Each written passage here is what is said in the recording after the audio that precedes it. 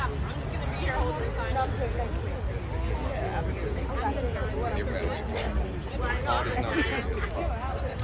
And the framing looks good. Yeah. I got a couple, but You got the White House behind us. Can you see the garden in the shot? Can you see the flowers? Yes, my job is to hold up the sign.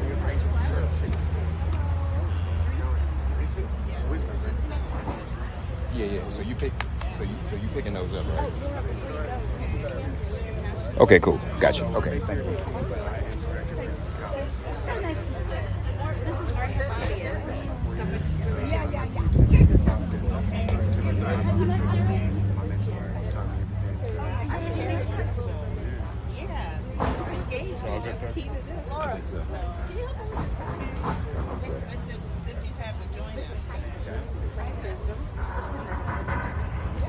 Yeah, I think it's good.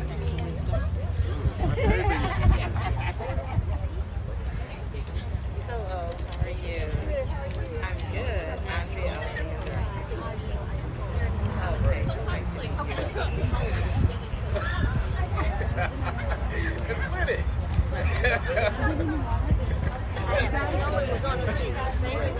Thank you. to be full, no.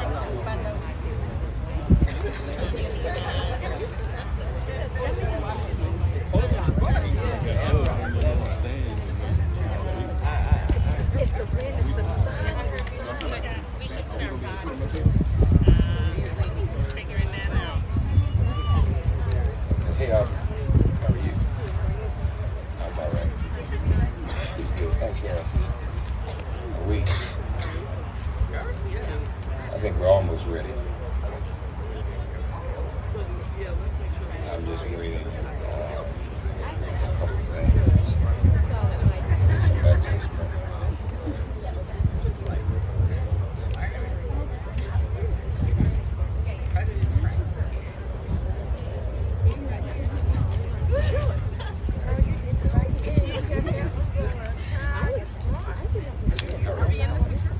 I'll go for it.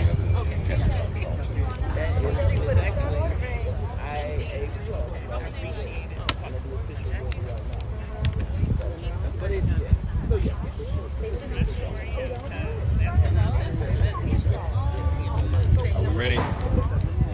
Teresa, are we ready? I'm ready. Miss Johnson, are we ready? Let's just see. Yeah. It's supposed to be. All right.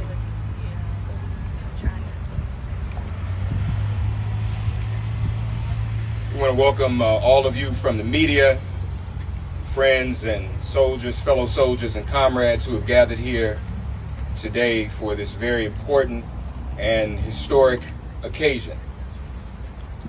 This coalition, the Why We Can't Wait coalition, has come together to do something unprecedented in history on this White House lawn. And we will talk about exactly what that is and get a full description of it. We have the gardener here, the project manager here. You all will have an opportunity to speak with some of them as well as some of us, and other members of our coalition are here.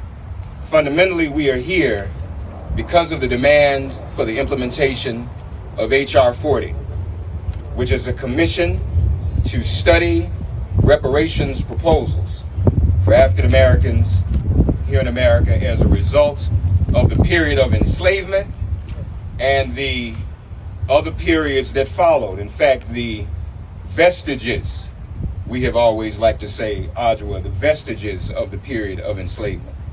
All of the things, all of enslavement's evil offspring, from lynchings to land loss to police violence, mass incarceration, Jim Crow, all of the above.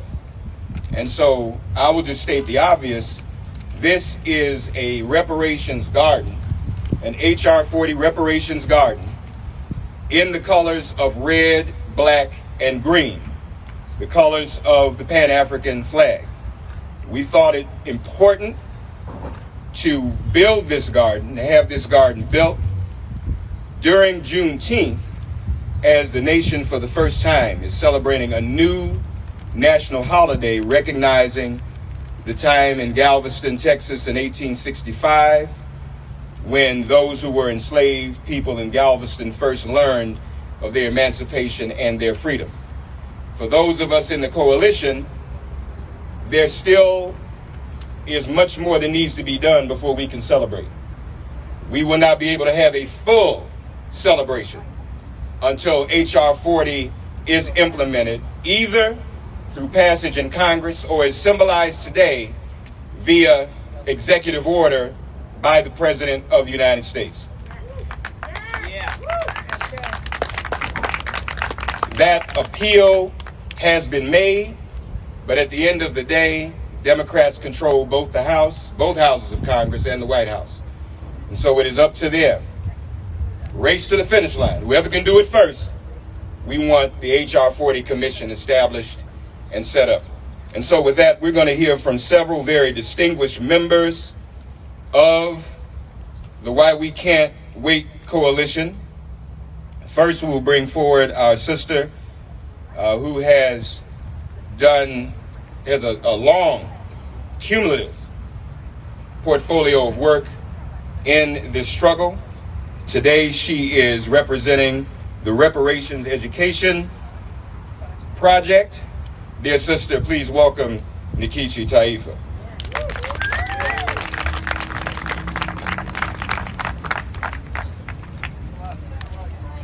The 16th of June will be slavery's doom. At the stroke of midnight, the blacks will strike. Those were essentially the words spoken on this day, June 16th, exactly 200 years ago, in the year 1822, by freedom fighter Denmark Vesey. The 16th of June will be slavery's doom. At the stroke of midnight, the blacks will strike. Unfortunately, the blacks were unable to strike as the rebellion was quashed. Vesey was hung, and chattel slavery continued for another 43 long years. Today, on the ellipse of the south lawn of the White House, we come to resurrect the demands of Denmark Vesey and all of our ancestors for freedom. Freedom from the vestiges and living legacies of the chattel enslavement period. Freedom from the vestiges and living legacies of the black codes, the chain gangs, the convict leasing system, the sharecropping, the Jim Crow apartheid, the lynchings, the mass destruction of black towns, the evisceration of the right to vote, the redlining, the black-white wealth gap, the inferior and false education, the health disparities, the police killings, the mass incarceration, the denial of the right to self-determination. Today, on the ellipse of the south lawn of the White House, we come to hold the federal government accountable for its role in this crime against humanity. The U.S. Constitution enshrined the continued importation of kidnapped persons, relegated human beings to 3/5 of a white person, and most egregious, mandated that no enslaved person, even if he or she had reached a free state, none of us was safe. And it was the duty, the legal obligation, the constitutional responsibility of every single white man, woman, or child to track down the enslaved person and deliver her up to the U.S. government under the Constitution's Fugitive Slave Act. So that is why we're here today, on the grounds of the White House, surrounded by the red, black, and the green symbol of freedom, to pronounce to the President of the United States that black people can wait no longer for reparatory justice, that the immediate signing of an executive order bringing H.R. 40 and S-40 into existence is the right thing to do on this day, at this time, to fulfill his promise to black voters, to support a study of reparations to tackle systemic racism and the continuing impacts of slavery. Thank you. I'm attorney Nkechi Taifa of the Reparation Education Project. Back to you, Reverend Mark. Thank you, Sister Nkechi. As I mentioned the term vestiges earlier, that term became part of the vernacular of this movement when our sister here, our next speaker, chaired the NCOBRA, NCOBRA. NCOBRA stands for the National Coalition of Blacks for Reparations in America. That is the legacy organization for HR 40 and reparations. She chaired the NCOBRA Litigation Commission, of which I was a member. And one of the cases we made was that it's not enough to stop when we discuss reparations in 1865. Some people want to do that because they'll even make an argument they're doing that to save the government some money. I'm not sure why people want to do that. But anyway, what business of that is theirs. But Adjoa made the compelling argument in that litigation commission, and that term vestiges has been in our vernacular since then because of her, that the vestiges are important, and that right now the toll is still rising, the clock is still ticking on injustices and harms to African Americans and all people of African descent and ancestry flowing from America's original sin, enslavement. And so here to represent NCOBRA today is attorney Adjoa Ayatoro.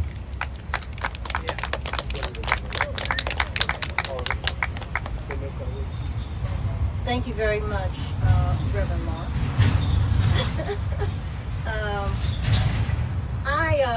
First of all, I'm very appreciative of being invited to be a part of this very important press conference.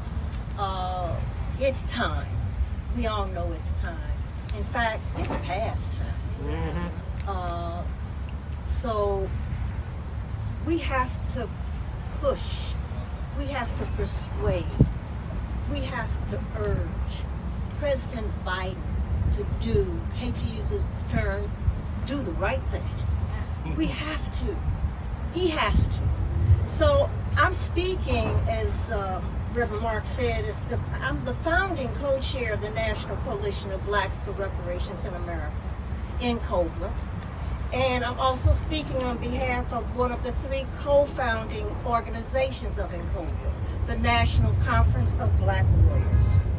History has demonstrated that the U.S. Congress has dragged its feet on fully acknowledging and making reparations for the horrific crime against humanity that was the enslavement of African peoples and its continuing vestiges.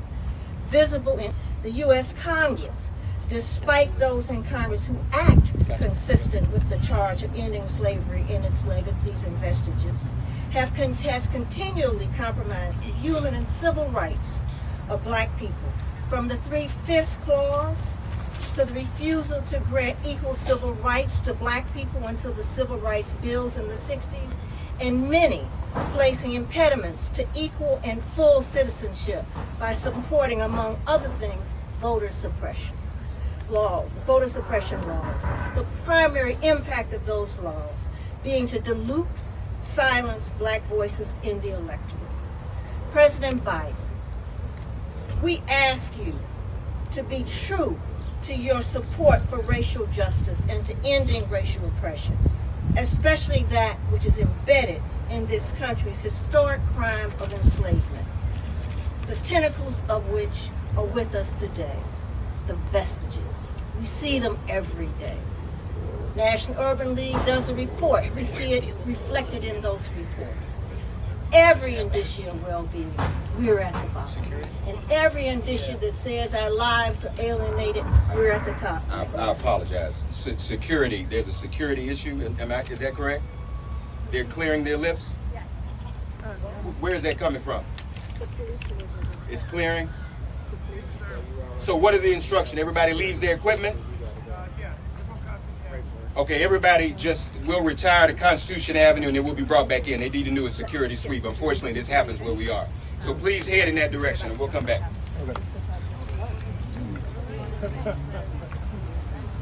Take our stuff, we'll leave it. No, leave it. You can leave your equipment. You can leave it. Unless you don't trust them, but the police are just going to do a thing. Don't say that to a black person. I know that's right. But why are they not moving? No, she's went over there told them. Okay. Nothing will get touched. They'll make sure that nothing gets touched. They'll make sure nothing gets touched. You'll be fine. You'll be fine. No, my worry is tripping over. Oh, okay. Oh, yeah. Hold it. Hey.